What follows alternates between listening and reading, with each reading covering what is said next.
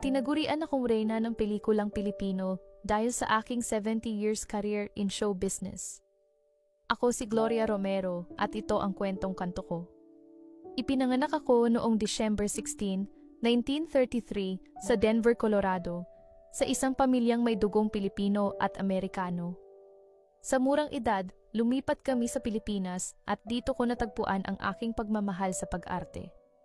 Noong 1949, sinimulan ko ang aking karera sa industriya ng pelikula at noong 1954, nakamit ko ang aking unang FAMAS Best Actress Award para sa Dalagang Ilocana.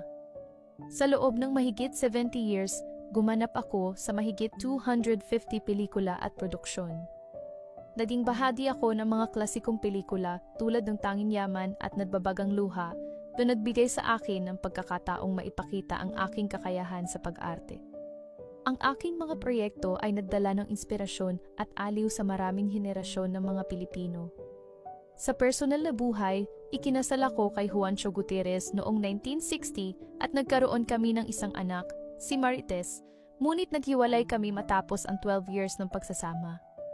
Hindi na ako muling nagpakasal, ngunit noong 2000, matapos magka-stroke si Juancho dahil sa diabetes na nagdulot ng kanyang pagkaparalisa, muli kaming nagkita.